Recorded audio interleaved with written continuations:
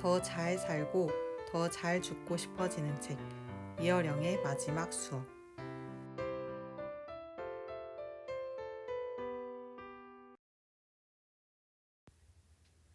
모든 게 선물이었다는 거죠. 마이 라이프는 기프트였어요. 내 집도, 내 자녀도, 내 책도, 내 지성도. 분명히 내 것인 줄 알았는데 다 기프트였어. 우주에서 선물로 받은 이 생명처럼. 내가 내 힘으로 이뤘다고 생각한 게 다 선물이더라고. 김지수의 인터스텔라 2019년 10월 19일 기사 라스트 인터뷰 중.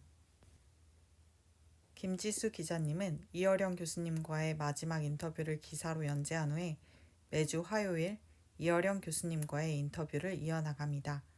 이 책은 이어령 교수님의 메멘토 모리, 죽음을 기억하라는 메시지를 깊이 음미할 수 있는 책입니다.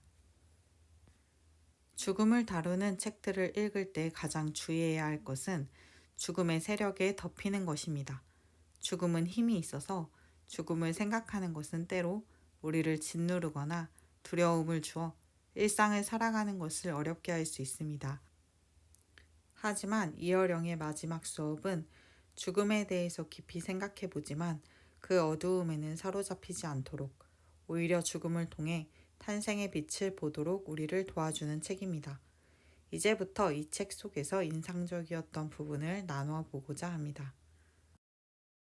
1. 이어령 교수님의 책 읽는 법. 의무감으로 책을 읽지 않았네. 재미없는 데는 뛰어넘고 눈에 띄고 재미있는 곳만 찾아 읽지. 나비가 꿀 딸 때처럼. 나비는 이 꽃 저 꽃 가서 따지. 1번, 2번 순서대로 돌지 않아. 목장에서 소가 풀 뜯는 걸 봐도 여기저기 드문드문 뜯어. 풀난 순서대로 가지런히 뜯어먹지 않는다고. 그런데 책을 무조건 처음부터 끝까지 다 읽는다? 그 책이 법전인가? 원자 주기율 외울 일 있나? 재미없으면 던져버려. 반대로 재미있는 책은 닳도록 읽고 또 읽어. 그 기나긴 카라마조프의 형제들도 나는 3번을 읽었어. 저의 채널이 좋은 글을 찾아내는 채널인 만큼 저는 요즘 책에 관심이 많습니다. 이 부분을 읽으면서 책을 어떤 식으로 읽어야 하는지 생각해 봅니다. 책에서 정말 좋은 부분들을 간직하는 것.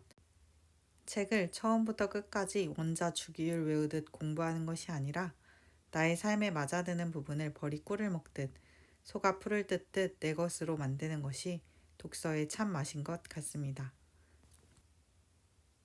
2. 포르트 다 놀이, 있다 없다 놀이. 아이들은 깍콩놀이를 하면서 엄마의 부재를 연습합니다. 가장 가까운 타자가 시야에서 사라져도 영영 떠난 게 아니라는 믿음을 갖는 것을 연습합니다. 엄마 없다? 엄마 있네? 어찌 보면 그게 우리 인생의 전부라네. 사랑하는 사람의 부재. 하지만 그 부재는 영원한 것이 아니며 언젠가는 내가 사랑하는 그 대상과 다시 만난다는 믿음은 우리가 죽음을 이겨낼 수 있는 유일한 방법이 아닐까 생각해 봅니다. 3. 자기 운명에 자발적으로 개입하며 살아가는 우리. 결정된 운이 7이면 내 몫에 3이 있다네. 그 3이 바로 자유의지야. 모든 것이 갖춰진 에덴 동산에서 선악과를 따먹는 행위. 그게 설사 어리석음일지라도 그게 인간이 행사한 자유의지라네. 아버지 집에서 지냈으면 편하게 살았을 텐데 굳이 집을 떠나 고생하고 돌아온 탕자처럼.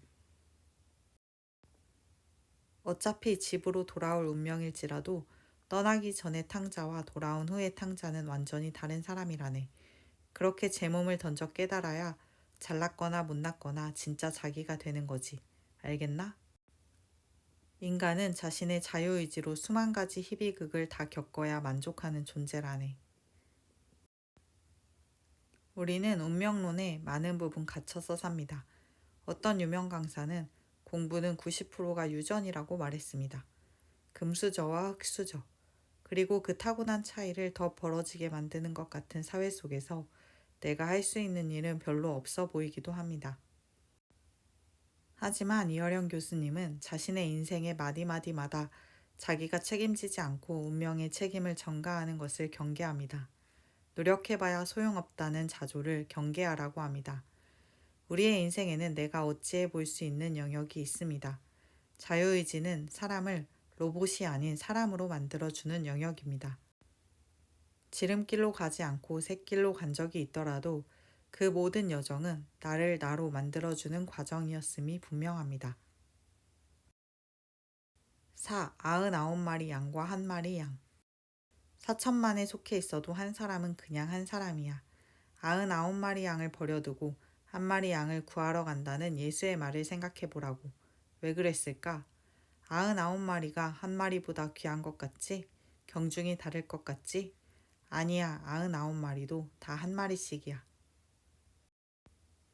길 잃은 1마리가 99마리와 다른 게 아니야. 똑같다네. 어려운 얘기가 아니야. 한 명의 죽음은 모두의 죽음을 예표하는 거야. 계산해보면 99마리 남은 양을 지키는 것이 맞는 것 같습니다. 하지만 사랑에는 계산이 낄 자리가 없습니다. 1마리 잃어버린 양은 99마리만큼 중요합니다. 수가 적다고 상대적으로 덜 중요해지지 않습니다. 철학자들이 말하는 타자성의 철학이 거기서 나오지. 타자를 나의 것으로 만들지 말고 그가 있는 그대로 있게 하라. 타자의 절대성을 인정하는 게 사랑이고 그 자리가 윤리의 출발점이라네. 타자를 나의 일부로 받아들이기 위해 왜곡해선 안 돼. 우리는 영원히 타인을 모르는 거야. 안다고 착각할 뿐. 내가 어머니를 아무리 사랑해도 어머니와 나 사이에는 엷은 막이 있어. 절대로 어머니는 내가 될 수 없고 나는 어머니가 될 수 없어. 목숨보다 더 사랑해도 어머니와 나의 고통은 별개라네. 존재와 존재 사이에 처진 엷은 막 때문에. 사랑과 윤리의 출발점. 타자를 나의 것으로 만들지 말고 그가 있는 그대로 있게 하라. 우리는 영원히 타인을 모른다. 이 문장들이 주는 울림이 큽니다. 사랑은 상대방을 지배하는 것이 아니라 있는 그대로 존중해 주는 것이며 타인을 안다고 생각하여 오만하지 말고 나는 상대의 고통을 모른다는 것을 인정할 만큼 겸손한 것입니다. 5. 죽음은 이제 그만 놀고 생명으로 오라는 부름. 죽음은 신나게 놀고 있는데 엄마가 얘야 밥 먹어라 하는 것과 같은 거라고. 웃겨주려고 한 이야기였는데 농담 속에 진실을 말해버렸어. 죽음이라는 게 거창한 것 같지? 아니야. 내가 신나게 글 쓰고 있는데 신나게 애들이랑 놀고 있는데 불쑥 부르는 소리를 듣는 거야. 그만 놀고 들어와 밥 먹어. 이쪽으로 엄마의 세계로 건너오라는 명령이지. 어릴 때 엄마는 밥이고 품이고 생명이잖아. 이제 그만 놀고 생명으로 오라는 부름이야. 그렇게 보면 죽음이 또 하나의 생명이지. 어머니 곁, 원래 있던 모태로의 귀환이니까. 이어령 교수님의 죽음에 대한 이런 태도, 죽음에 대한 농담 속의 진담에서 우리는 죽음을 어둠으로 이해하지 않고 빛으로 이해할 수 있습니다. 죽음은 밤이 아니라 눈부시게 환한 대낮이라고 이어령 교수님과 기자님은 대화를 주고받습니다. 죽음은 낭떠러지로 떨어지는 것이 아니라 고향으로 돌아가는 것이라고 말합니다. 6. 꿈은 이루는 게 아니라 지속하는 것. 여행자가 될 텐가 승객이 될 텐가 그것부터 결정해야지. 승객은 프로세스가 생략돼 있어. 비행기 타고 한숨 자고 나면 뉴욕이지. 신념을 가진 사람은 인생 프로세스를 생략한 사람이야. 목표만 완성하면 끝이지. 돈이 신념이다? 백만장자 되고 나면 어떻게 살 거야? 집 한 채 갖는 게 목표다?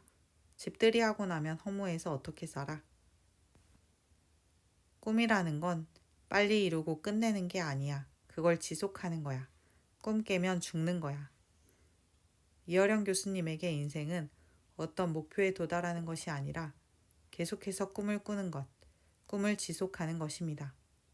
계속해서 나를 나답게 만드는 것을 찾아 헤매고 계속해서 마음이 설레는 일이 있고 계속해서 새로운 이야기를 할 수 있다면 그것이 내가 존재하는 것이고 내가 살아있는 것이라는 가르침을 배웁니다. 이어령 교수님은 두 인생의 차이를 리빙과 라이프, 의식주와 진선미라고 이야기합니다.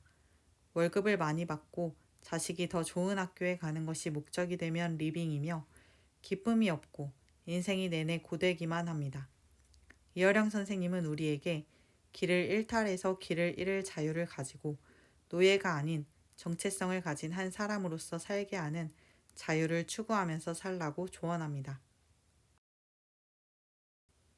이 책을 읽고 나면 더 잘 살고 싶어지고 더 잘 죽고 싶어집니다.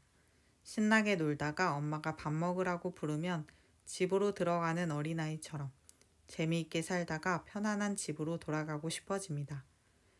열심히 살다가도 인생이 어떤 것인지 문득 궁금해질 때, 멈춰서서 고민하고 싶을 때 집어들고 이어령 교수님의 마지막 수업을 청강하시면 좋을 것 같습니다. 김지수 기자님이 이어령 교수님의 수업을 맨 첫 줄에 앉아 경청해 주셔서 교수님이 신이 나서 말씀을 많이 해주신 것 같아서 감사한 마음이 듭니다.